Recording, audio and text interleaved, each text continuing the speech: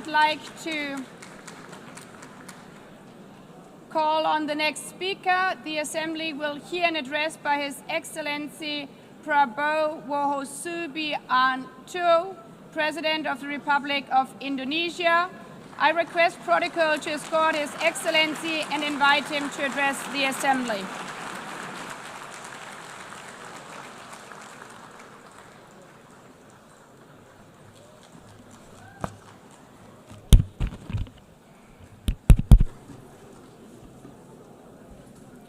His Excellency, Mr. Antonio Guterres, Secretary General of the United Nations, Her Excellency, Madame Annalena Baerbock, President of the United Nations General Assembly,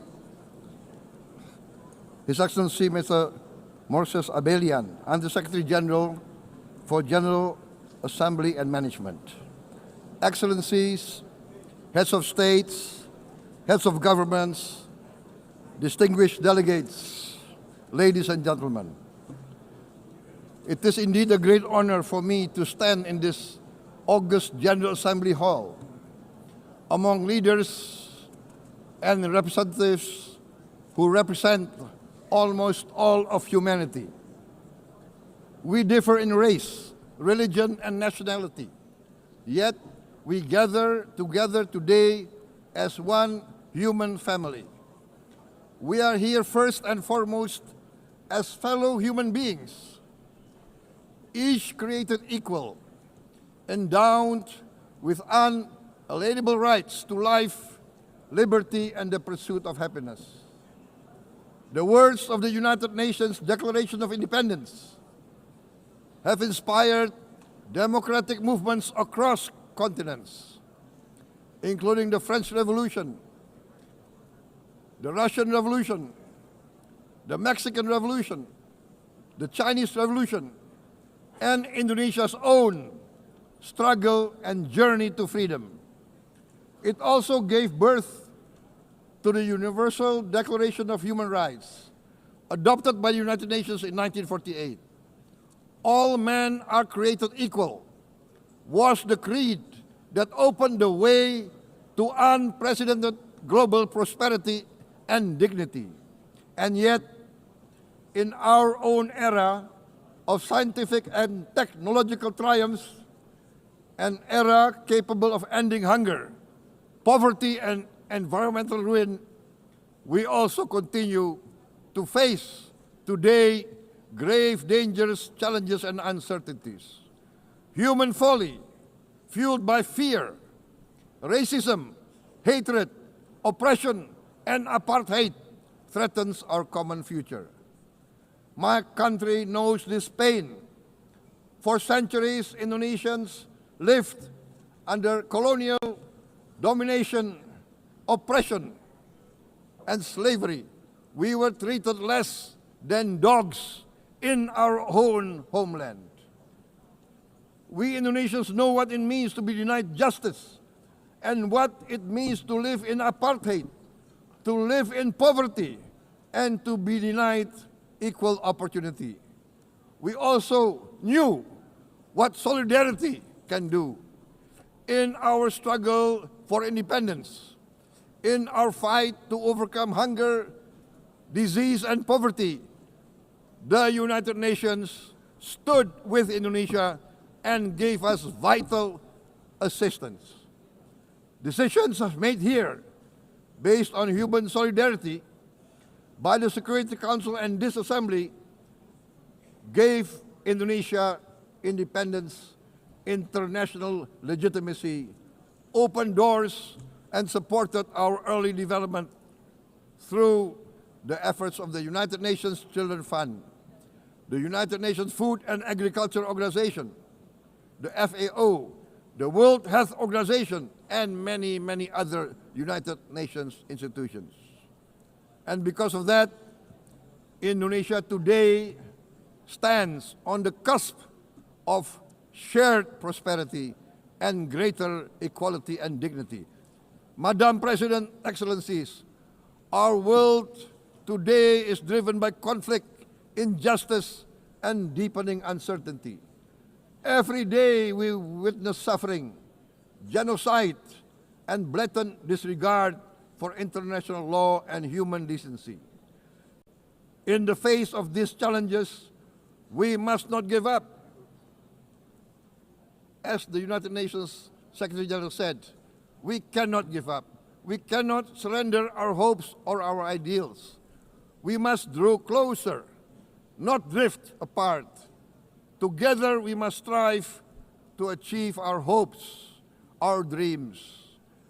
The United Nations was born from the ashes of the Second World War that claimed scores of millions of lives. It was created to secure peace, security, justice, and freedom for all. We remain committed to internationalism, to multilateralism, and to every effort that strengthens this great institution. Today, Indonesia is nearer than ever before to meeting the Sustainable Development Goals of ending extreme poverty and hunger.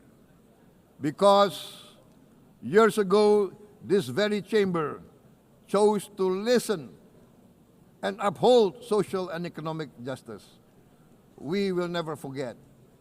And today, we must never be silent while Palestinians are denied that same justice and legitimacy in this very hall.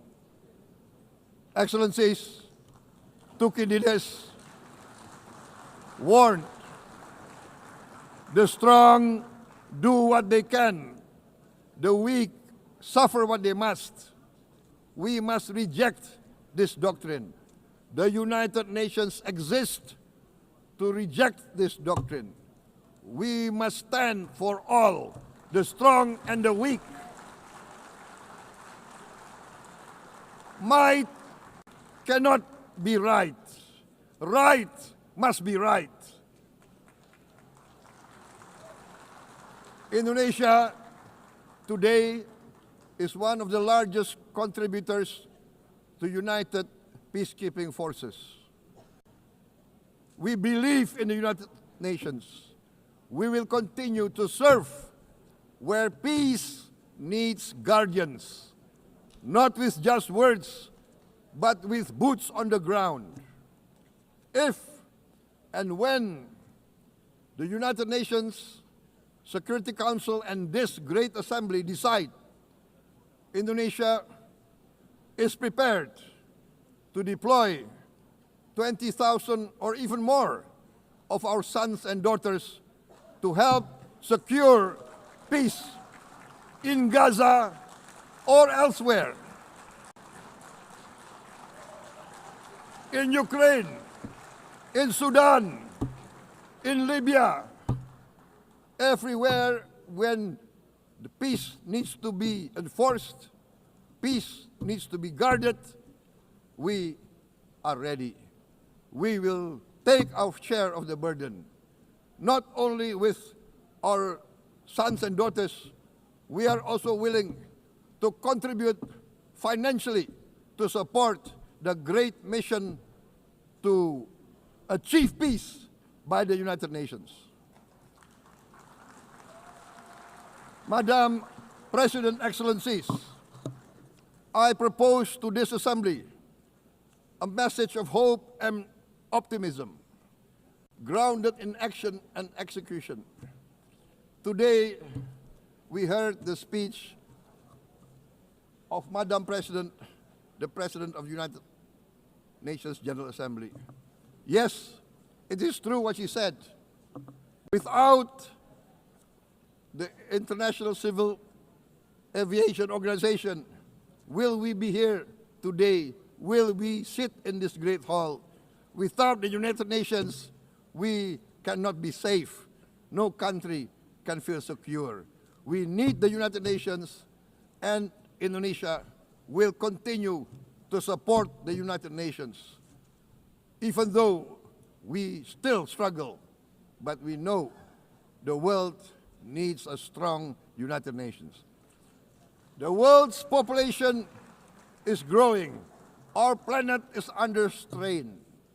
Food, energy, and water insecurity haunt many nations. We choose to answer these challenges directly at home and to help abroad wherever we can. This year, Indonesia recorded the highest rice production and grain reserves in our history. We are now self-sufficient in rice, and we are starting now to export rice to other nations in need, including providing rice for Palestine. We are building resilient food supply chains, strengthening farmer productivity, investing in climate-smart agriculture to ensure food security for our children and for the children of the world. We are confident in a few years' time, Indonesia will be the granary of the world. As the world's largest island state, we testify before you that we are already experiencing the direct consequences of climate change, particularly the threat of rising sea levels. The sea level on the north coast of our capital city is increasing by 5 centimeters every year. Can you imagine in 10 years? Can you imagine in 20 years? For this, we are forced to build a giant seawall, 480 kilometers in length. It will take us maybe 20 years, but we have no choice. We have to start now. Therefore, we choose to confront climate change, not by slogans, but by immediate steps. We are committed to meeting our 2015 Paris Agreement obligations. We aim to achieve net zero emission by 2060, and we are very confident we can achieve net zero emission much earlier. We aim to reforest more than 12 million hectares of degraded forest, to reduce forest degradation, to empower local communities with quality green jobs for the future. Indonesia is shifting decisively from fossil fuel-based development towards renewable-based development. From next year, most of our additional power generation capacity will come from renewables. Our goal is clear: to lift all of our citizens out of poverty and make Indonesia a hub for solutions to food, energy, and water security. Madam President, Excellencies, we live in a time when hatred and violence can seem to be the loudest voices. But beneath this loud noise lies a quieter truth, that every person longs to be safe, to be respected, to be loved, and to leave a better world to their children. Our children are watching. They are learning leadership, not from textbook, but from our choices. Today, still, a catastrophic situation in Gaza is unfolding before our eyes. At this very moment, the innocent are crying for help, are crying to be saved. Who will save them? Who will save the innocent? Who will save the old and women? Millions are facing danger at this very moment. As we sit here, they are facing trauma. They are facing irreparable damage to their bodies. They are dying of starvation. Can we remain silent? Will there be no answer to their screams? Will we teach them that the human family can rise to the challenge. Madam President, we must act now. Many speakers have said that. We must stand for a multilateral order where peace, prosperity, and progress are not the privilege of a few, but the right of all. With a strong United Nations, we can build a world where the weak do not suffer what they must, but live the justice that they deserve. Let us continue humanity's great journey of ideals, the selfless aspirations that created the United Nations. Let us use science to uplift, not use science to destroy. Let rising nations help others to lift themselves. I am convinced that the leaders of the great world civilizations of the West, of the East, of the North, of the South, leaders of America, Europe, of India, China, the Islamic world, the whole world, I am convinced they will rise to their role demanded by history.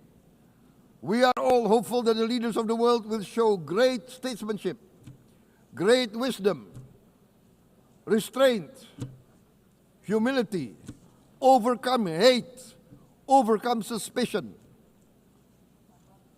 Madam President, distinguished delegates, we are greatly heartened by the events of the last few days, where significant leading countries of the world have chosen to side with history, to choose the right side of history, the path of the moral high ground, the path of rectitude, the path of justice, the path of humanity, to shun hatred, to overcome suspicion, and to avoid the use of violence.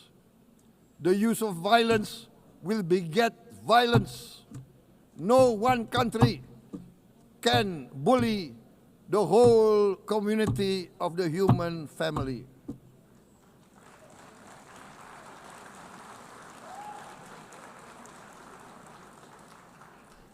We may be weak individually, but the sense of oppression, the sense of injustice has proven in the history of mankind that this sense of injustice, this sense of oppression will unite into a strong force that will overcome this oppression, that will overcome this injustice.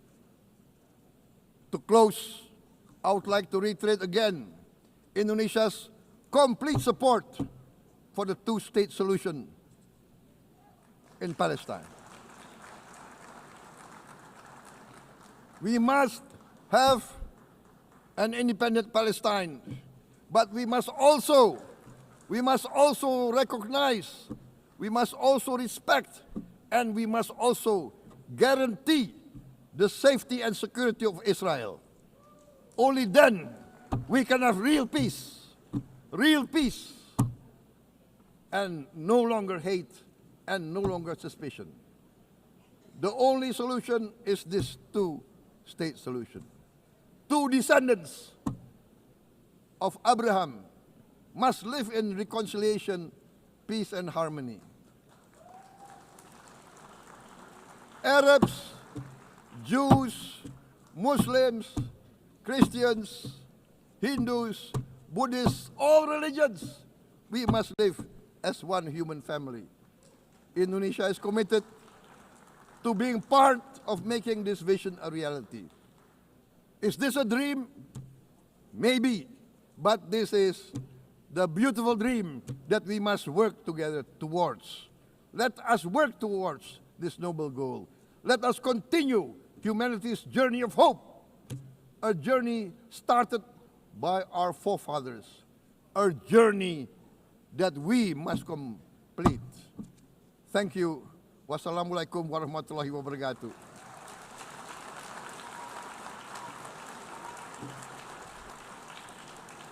Shalom. Om Santi, Santi, Santi Om. Namo Buddhaya. Thank you very much. May God bless us all. May peace